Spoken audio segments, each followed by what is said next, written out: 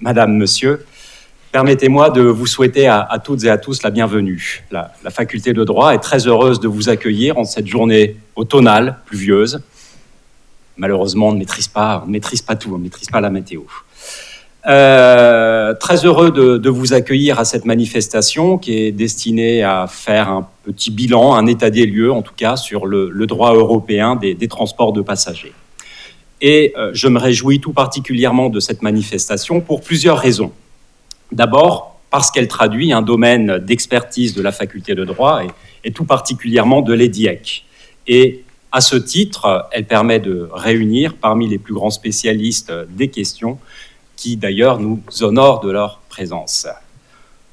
Ensuite, parce que cette manifestation permet d'accueillir ma collègue, alors elle est à distance, je ne sais pas si elle m'entend, Isabelle Bongarcin, qui, malgré sa vie de retraitée, continue d'être active. C'est donc une retraitée active. La revoir ou l'apercevoir, parce que je l'ai vu tout à l'heure sur les écrans, est un plaisir, d'autant plus qu'il y a quelques années, quand elle était active et pas retraitée, elle avait contacté l'équipe de recherche à laquelle j'appartiens pour nous proposer d'écrire un ouvrage sur le droit européen des passagers. Alors, ayant été impliqué dans ce projet, j'avais pu mesurer la complexité de la matière et plus particulièrement celle du train, puisque ma mission avait consisté à rédiger un chapitre dédié à ce mode de transport. Alors même si je ne suis jamais parvenu à devenir le roi du fer, c'est en tout cas un bon souvenir à la fois intellectuel, sur un plan intellectuel, mais aussi sur un plan humain. Cette manifestation s'inscrit d'ailleurs, me semble-t-il, mais avec de nouveaux acteurs, dans le prolongement, dans la continuité de cet ouvrage, étant entendu qu'il y a aussi eu, il y a quelques mois, c'était au mois de juin, une autre manifestation qui s'était tenue à la faculté de droit, qui avait permis de réunir les membres du groupe Unidroit à l'occasion d'un colloque international qui était consacré au protocole ferroviaire de la Convention Unidroit du Cap.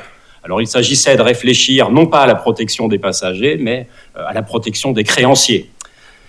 Et puis aussi, surtout, au financement qu'il était possible d'obtenir grâce à la garantie qui peut être envisagée sur un objet qui se déplace, le train. Enfin, et pour terminer, le programme proposé et les axes de réflexion, l'eau, l'air, la mer, ne peuvent que retenir l'attention. Alors comme chacun le sait, les transports sont aujourd'hui un peu les mal-aimés de notre temps parce qu'ils polluent.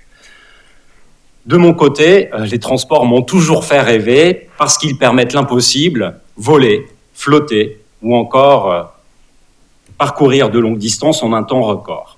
Il reste, malgré tout, les transports, un enjeu essentiel de notre société et je crois que l'objectif aujourd'hui, c'est de faire en sorte qu'ils soient moins polluants.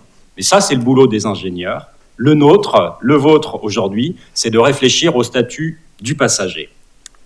Il me reste à féliciter le chef d'orchestre de cette manifestation, Jérémy Eman, directeur du CREDIP, qui propose une programmation alléchante, comme vous avez pu le mesurer. Il me reste aussi à remercier l'ensemble des membres de l'orchestre, qui ne manqueront pas, j'en suis sûr, de jouer une belle symphonie. Et comme sans logistique, il n'y a pas de spectacle, merci à Lise Barat, tout particulièrement pour l'organisation de cette manifestation. Je vous souhaite une belle journée à toutes et à tous. Et de mon côté, je vais prendre un véhicule pour me rendre à Bourg-en-Bresse, qui est l'antenne, une des antennes de la faculté de droit de l'Université Jean Moulin Lyon 3. Donc, merci encore et très belle journée. Merci beaucoup, monsieur Doyen.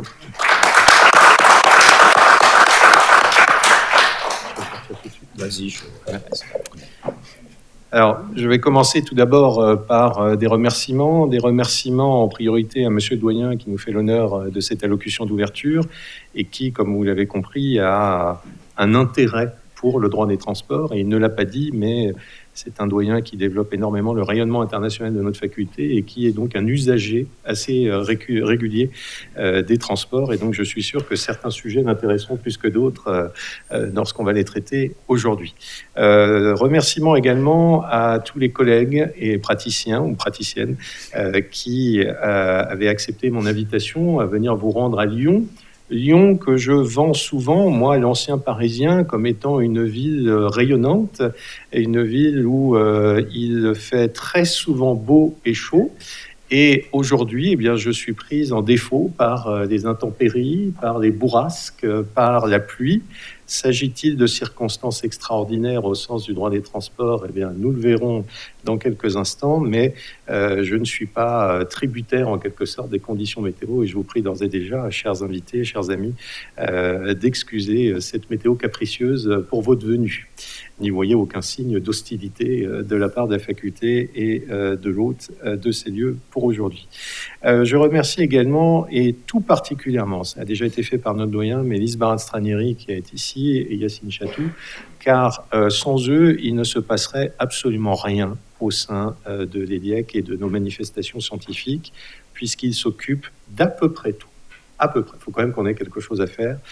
Mais je tiens à dire, c'est un vrai plaisir de travailler avec chacun et chacune d'entre vous. Et surtout, c'est un vrai plaisir de pouvoir compter sur vous parce qu'ils ont l'extrême délicatesse d'anticiper ce à quoi on n'a même pas pensé et de toujours nous faire des propositions utiles et agréables. Et je pense que les intervenants aujourd'hui peuvent en témoigner. Ils ont été, je l'espère en tout cas, correctement pris en charge. Dernier remerciement, mais non des moindres, aux étudiants qui sont présents dans la salle. Ou aux non-étudiants d'ailleurs, aux anciens étudiants qui sont présents. Alors certains n'ont pas trop eu le choix, ce sont les miens, mais néanmoins, je vois à leur sourire et à leur visage radieux qu'ils sont heureux d'être là. J'espère surtout qu'ils vont apprendre beaucoup de choses, puisque dans leur master, on parle plutôt de transport de marchandises, et encore, ce n'est qu'optionnel. Donc là, c'est une matière de transport des passagers qui les concerne en priorité, puisque certains d'entre eux, pour venir faire leurs études ici, ont dû prendre un certain nombre de moyens de transport pour venir s'installer à Lyon pour les 2 ans ou l'année de Master 2 qui les concerne. Donc c'est aussi l'intérêt de ce colloque, c'est qu'il intéresse tout le monde. Et virtuellement tout le monde, même ceux qui n'ont jamais pris tel ou tel mode de transport, parce que, eh bien, nous sommes toutes et tous des passagers virtuels, et il faut savoir précisément quels sont nos droits, quel est notre statut, comme l'a rappelé le doyen, et finalement, et surtout, ce qu'on peut améliorer. Alors, pourquoi est-ce que j'ai convoqué les plus grands spécialistes de matière aujourd'hui? Précisément pour recueillir ces perspectives françaises de réforme et de consolidation, puisque vous le savez peut-être, et là je m'adresse prioritairement aux étudiants, il existe quasiment un droit complet de protection européenne des passagers, dont les réformes, certaines réformes sont annoncées depuis tant d'années et qu'on peine encore à les espérer, mais l'espoir faisant vivre, eh bien vivons et attendons. Et l'idée est naturellement d'être force de proposition pour différents thèmes, et ça sera justement l'objet de ces premières et deuxièmes parties sur des réflexions modales, mode par mode, et l'après-midi des réflexions globales, plus transversales sur l'ensemble des modes et sur une sorte de bilan peut-être de ce qui peut arriver.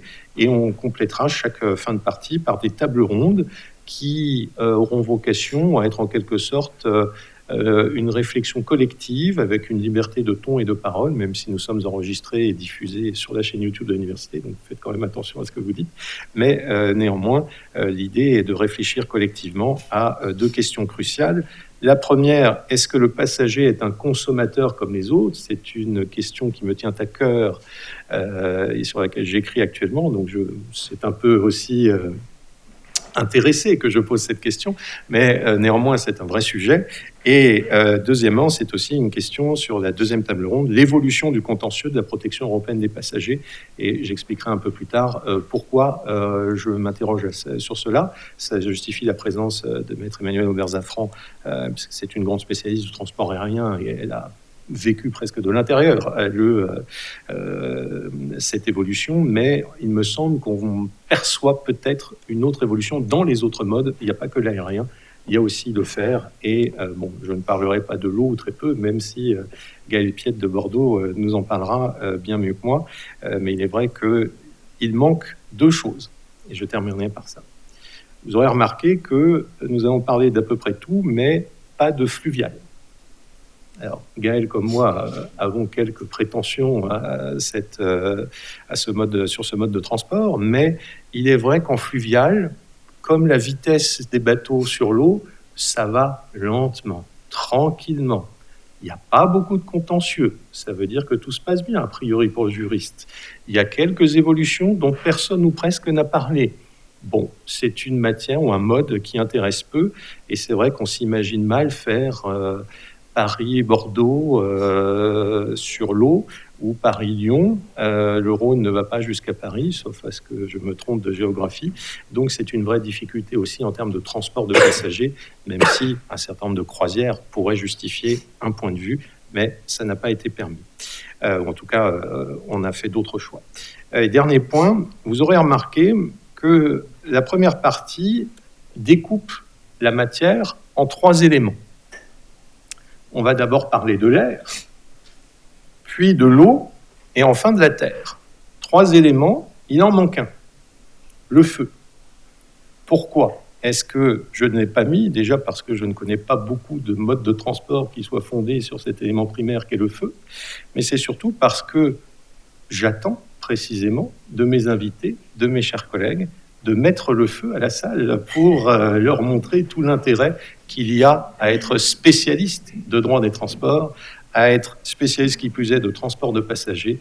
Et donc je ne doute pas que les étudiants seront ravis d'être réchauffés dans cette journée quelque peu effectivement automnale par la qualité des interventions et l'amitié qu'ils me font en venant ici. Je vous remercie de votre attention et j'appelle tout de suite à la table Christophe Paulin qui a accepté de présider et Laurent Sigouard, Xavier Delpech, Gaël Pietz pour intervenir. Je termine en disant que je dois excuser l'absence de notre collègue Dominique Jancy-Tandonnet qui, pour des raisons personnelles assez graves et tragiques, n'a pas pu être parmi nous aujourd'hui et donc elle est naturellement tout excusée.